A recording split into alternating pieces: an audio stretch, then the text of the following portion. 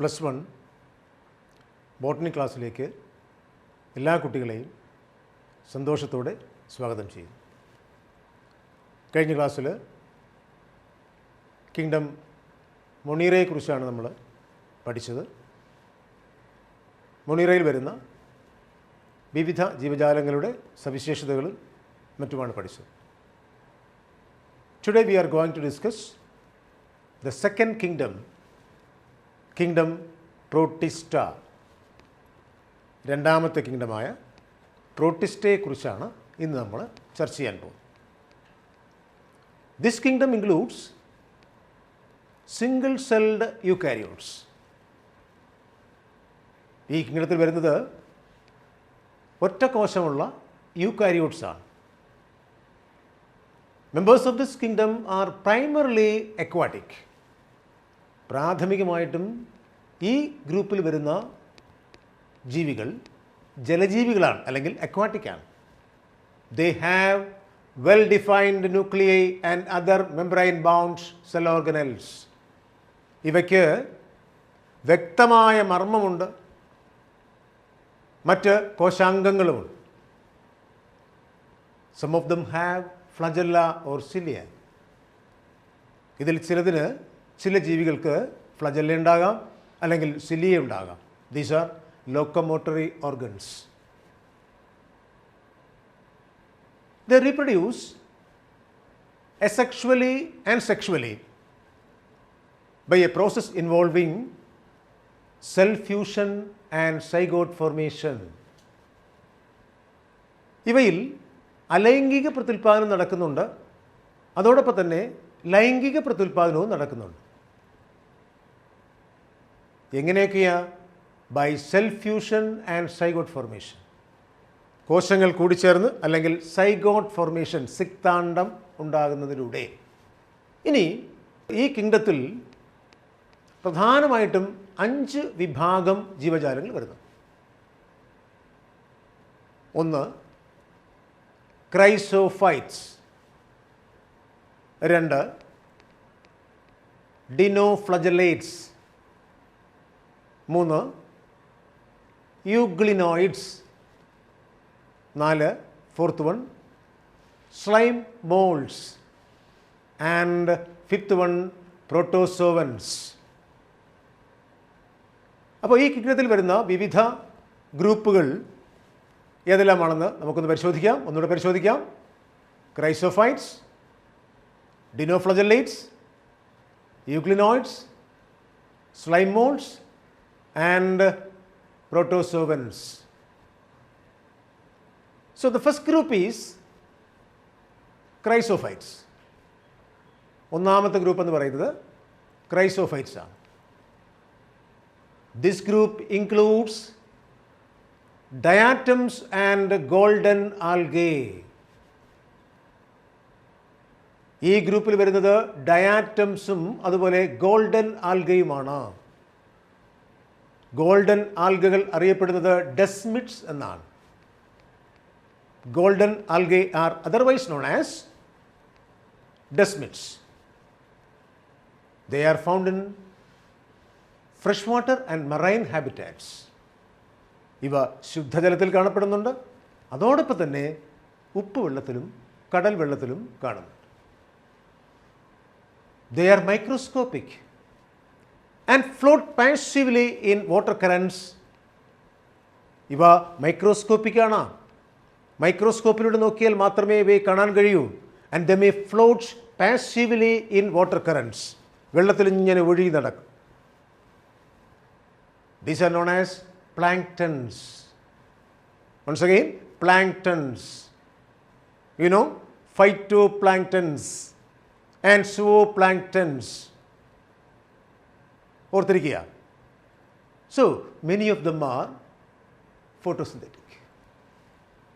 മിക്കവാറും എല്ലാ ജീവികൾക്കും, ഇതിൽ ഉൾപ്പെടുന്ന ജീവികൾക്ക് പ്രകാശ സംശ്ലേഷണത്തിനുള്ള കഴിവുണ്ട്.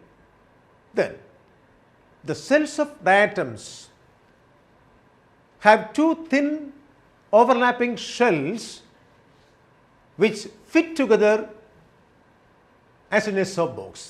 സോപ്പ് പെട്ടി കണ്ടില്ലേ? സോപ്പ് പെട്ടി, അതിന് 2 അടപ്പുകളില്ലേ? ഒരു വലിയ അടപ്പ്, ഒരു ചെറിയ അടപ്പ്. അതുപോലെയാണ് ഡയാറ്റംസിൻ്റെ സെൽ വോൾ ഉണ്ടാക്കിയിരിക്കുന്നത്. These cell walls are embedded with silica. Large amounts of cell walls deposit in their habitats, and over billions of years, it may become diatomaceous earth. ഈ ഡയാറ്റംസിൻ്റെ സെൽ വോള് അടിഞ്ഞുകൂടി കോടിക്കണക്കിന് വർഷങ്ങൾ കഴിയുമ്പോൾ അത് പാറ പോലുള്ള ഒരു വസ്തുവായി മാറും. Rock like deposit. This rock like deposit is known as diatomaceous earth. Diatomaceous earth. ഈ ഡയറ്റമേഷ്യസ് എർത്തിൽ നിന്ന് we can extract a white powder. This white powder is known as diatomites. അപ്പോൾ ഡയാറ്റംസിൻ്റെ സെൽ വോൾസ് അടിഞ്ഞുകൂടി ഉണ്ടാകുന്ന പാറ പോലുള്ള വസ്തുവാണ് ഡയറ്റമേഷ്യസ് എർത്ത് എന്ന്. കിലോമീറ്ററോളം കാണും, വളരെ ദൂരത്തിൽ കാണും, വളരെ നീളത്തിൽ കാണും. കപ്പലുകളൊക്കെ വന്ന് ഇടിച്ചാൽ തകർന്നു പോകും, കപ്പൽ തകർന്നു പോകും. ഇത് വളരെയധികം ഉപയോഗമുള്ള സാധനമാണ്. ഈ ഡയറ്റമേഷ്യസ് എർത്തിൽ നിന്ന് ഒരു വൈറ്റ് പൗഡർ എക്സ്ട്രാക്ട് ചെയ്യുന്നുണ്ട്. ആ വൈറ്റ് പൗഡറുടെ പേരാണ് ഡയാറ്റമൈറ്റ്സ്. ഡയാറ്റമൈറ്റ്. ഇതിനൊരുപാട് ഉപയോഗങ്ങളുണ്ട്. It can be used in polishing, filtration of oils and syrups. എണ്ണകളും സിറപ്പുകളും ഫിൽറ്റർ ചെയ്യാൻ ഉപയോഗിക്കാം. And it is used in toothpaste ഉണ്ടാക്കാൻ ഉപയോഗിക്കാം. And remember, diatoms are the chief producers of the ocean. സമുദ്രത്തിലെ ഏറ്റവും വലിയ ഉൽപ്പാദകരെന്ന് പറയുന്നത് ഡയാറ്റംസ് ആണ്. ലോകത്ത് നടക്കുന്ന പ്രകാശസംശ്ലേഷണത്തിൻ്റെ നല്ലൊരു ശതമാനവും 90% of world's photosynthesis is conducted by marine algae. അതിൽ നല്ലൊരു ശതമാനം പ്രകാശസംശ്ലേഷണ പ്രക്രിയ നടത്തുന്നത് ഡയാറ്റംസ് ആണ്. അതാണ് ഞാൻ പറഞ്ഞത്, diatoms are the chief producers of the oceans.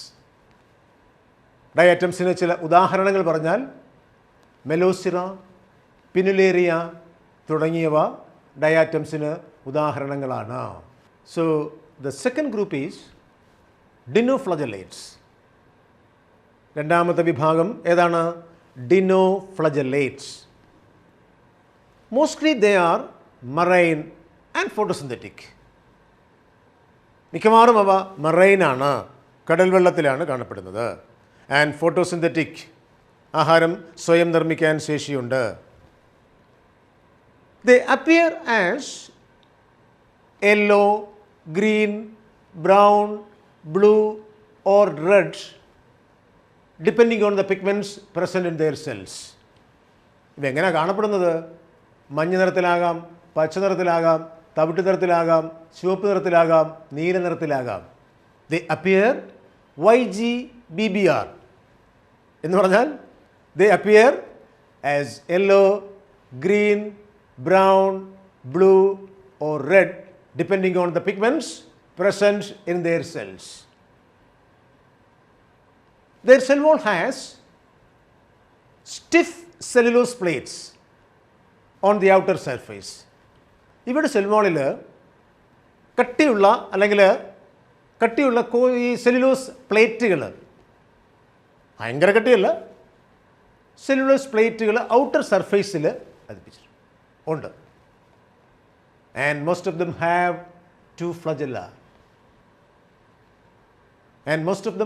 To flagella. One lies longitudinally and the other lies in a furrow between the cell plates or cell wall plates. Not cell plates but cell wall plates. ഇനി ശ്രദ്ധിക്കേണ്ട പ്രധാനപ്പെട്ട മറ്റു കാര്യം, red dinoflagellates like Gonyaulax, gymnodinium undergo rapid multiplication and they make the sea appears red. This phenomenon is known as red tide. ചുവന്ന ഡിനോഫ്ലജലേറ്റ്സ്, ഗോണിയാലക്സ്, ജിംനോഡിനിയം തുടങ്ങിയവ പെട്ടെന്ന് divide ചെയ്യുകയും വിഭജിക്കുകയും ധാരാളം എണ്ണമായി മാറുകയും ഒരു പ്രദേശം മുഴുവൻ ചുവന്ന കളറായി മാറുകയും ചെയ്യും. ഈ പ്രതിഭാസമാണ് റെഡ് ടൈഡ്സ് എന്ന് പറയുന്നത്. So these red dinoflagellates may produce toxins that they may kill aquatic animals like fishes. Then we have to discuss the third group, euglenoids. Many of them are freshwater organisms found in stagnant water. ഇതിൽ കൂടുതലും fresh വാട്ടറിൽ ശുദ്ധജലത്തിൽ കാണപ്പെടുന്നവയാണ്. Stagnant water എന്ന് വെച്ചാൽ എന്താ? കെട്ടിക്കിടക്കുന്ന വെള്ളം. Instead of a cell wall, they have a protein-rich layer called pellicle, which makes their body flexible.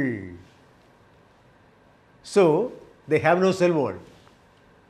Instead of cell wall, they have a protein-rich layer called pellicle, which makes their body flexible. Protein-rich layer. What is a protein? Can you say what is a protein? Yes, proteins are compounds containing carbon, hydrogen, oxygen and nitrogen. In some proteins, in addition to these elements, sulfur and phosphorus can be seen. So, here, instead of a cell wall, they have a protein-rich layer called pellicle, which makes their body flexible. ഏറ്റവും രസകരമായ മറ്റൊരു കാര്യം, in the presence of sunlight, സൂര്യപ്രകാശം ഉണ്ടെങ്കിൽ they are photosynthetic. They can make their own food materials. They can synthesize their own food materials. അവയ്ക്ക് അവിടെ ആഹാരം സ്വന്തമായി നിർമ്മിക്കാൻ കഴിയും. If there is no sunlight, what happens? Sunlight ഇല്ലെങ്കിൽ they behave like heterotrophs. If there is no sunlight, സൂര്യപ്രകാശം ഇല്ലെങ്കിൽ they behave like heterotrophs. പരപോഷികളെ പോലെ ആയിരിക്കും ഇവ പെരുമാറും. Predating on other small organisms. ഏറ്റവും രസകരമായ മറ്റൊരു വസ്തുത, pigments of euglenoids are similar to that of higher plants. Pigments of euglenoids are similar to that of higher plants. Best example is Euglena. The fourth group is slime molds. So they are completely saprophytes, and under suitable conditions they form an aggregation called plasmodium, and during unfavorable conditions it forms fruiting bodies bearing spores at their tips. These spores have two walls. These spores have two walls. This is a connecting link, slime molds with fungi. And they can survive for many years. Best examples, Physarum, Dictyostelium, etc. And the last group is Protoservants. All of them are heterotrophs. ഇവയെല്ലാം heterotrophs ആണ്. They live as predators or parasites. ഇരപിടിയന്മാരല്ലെങ്കിൽ parasites ആണ്. ഏറ്റവും പ്രധാനപ്പെട്ട കാര്യം, they are the primitive relatives of animals. That is an evolutionary aspect. Protoservants are the following types. First one, amoeboid protoservants. Amoeboid protoservants. എന്താ അവയുടെ പ്രത്യേകത? They live in fresh water or marine or moist soil. ശുദ്ധജലത്തിലാകാം, ഉപ്പുവെള്ളത്തിലാകാം, ഈർപ്പമുള്ള മണ്ണിലാകാം ഇവ വസിക്കുന്നത്. They can move and catch their prey by pseudopodia as in amoeba. Amoeba കപടപാദങ്ങൾ ഉപയോഗിച്ചുകൊണ്ട് ഇര പിടിക്കുന്ന വിധം നിങ്ങൾ മുൻ ക്ലാസ്സുകളിൽ പഠിച്ചിട്ടുണ്ട്. Like that amoeboid protozoans can move and catch their prey by pseudopodia. Remember, marine forms have silica shells. They have silica shells. Some of them are parasites. Example, Entamoeba is a parasitic amoeboid protozoan. So the second group is flagellated protozoans. Second group is flagellated protozoans. They are free living or parasitic. അവ free living ആകാം അല്ലെങ്കിൽ parasites ആകാം. They have flagella which help locomotion, move ചെയ്യാൻ സഹായിക്കുന്നു, ചലിക്കാൻ സഹായിക്കുന്നു. And the parasitic forms cause diseases. Example, parasitic forms രോഗങ്ങൾ ഉണ്ടാക്കുന്നു. ഏറ്റവും നല്ല ഉദാഹരണമാണ് ട്രിപ്പനോസോമ കോസസ് സ്ലീപ്പിംഗ് സിക്നെസ്. ട്രിപ്പനോസോമ എന്ന് പറയുന്ന ഫ്ലജലേറ്റഡ് പ്രോട്ടോസോവൻ ഉണ്ടാക്കുന്ന രോഗമാണ് സ്ലീപ്പിംഗ് സിക്നെസ്. മൂന്നാമത്തെ വിഭാഗമാണ് ciliated protozoans. Ciliated protozoans. They are completely aquatic. പൂർണ്ണമായും ജലജീവികളാണ്. And moving with the help of cilia. They have a cavity called gullet. അവരുടെ ശരീരത്തിൽ ഒരു ക്യാവിറ്റി കാണും. ആ ക്യാവിറ്റിയെ പറഞ്ഞ പേര് ഗള്ളറ്റ് എന്നാണ്. which opens to the outside of the cell surface. Cell സർഫസിൻ്റെ ഒരു സൈഡിലേക്ക് അത് ഓപ്പൺ ചെയ്യുന്നു. ഇവിടേക്ക് ഫുഡ് മെറ്റീരിയൽസ് എത്തിച്ചേരും ഈ ഗള്ളറ്റിലേക്ക്. ഫുഡ് എങ്ങനെയാണ്? The coordinated movement of cilia. ഞാൻ പറഞ്ഞല്ലോ സിലിയയുണ്ട്. ആ സിലിയയുടെ കോഓർഡിനേറ്റഡ് മൂവ്മെൻറ്റ് വഴി എന്ത് ചെയ്യുന്നു? Food reach in to the gullet. അപ്പോൾ സിലിയേറ്റഡ് പ്രോട്ടോസോവൻസ് എന്ന് പറഞ്ഞാൽ completely they are aquatic. They are moving with the help of cilia. They have a cavity called gullet which opens to the outside of the cell surface, and the coordinated movement of cilia helps to reach food into the gullet. ഈ സിലിയയുടെ കോഓർഡിനേറ്റഡ് movement ആഹാരവസ്തുക്കളെ എവിടെ എത്തിക്കുന്നു? ഗള്ളറ്റിൽ എത്തിക്കുന്നു. Best example is paramecium. Okay, clear?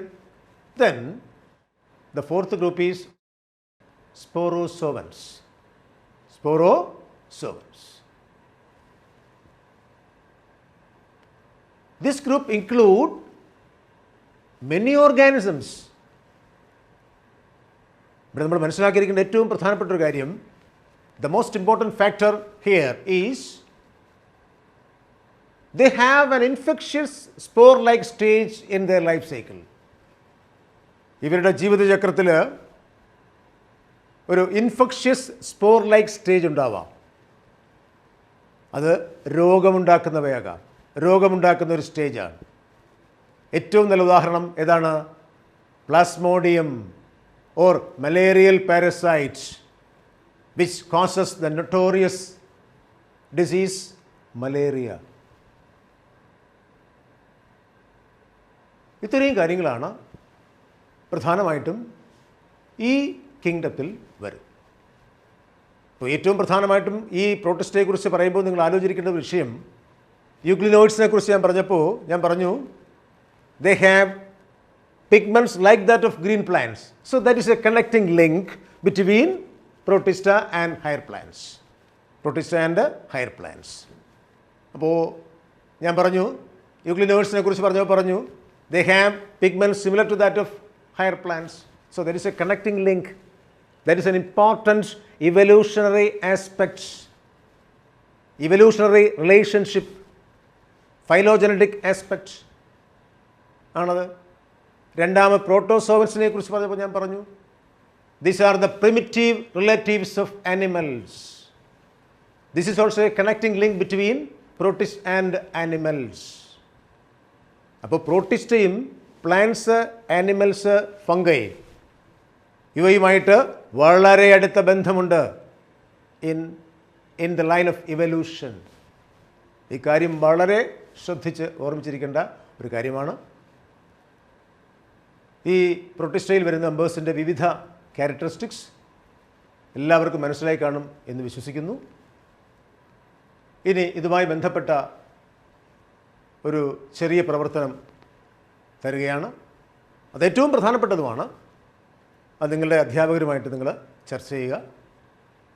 Discuss the or describe or analyse the evolutionary relationships of the members of Protista with that of plants, animals and fungi.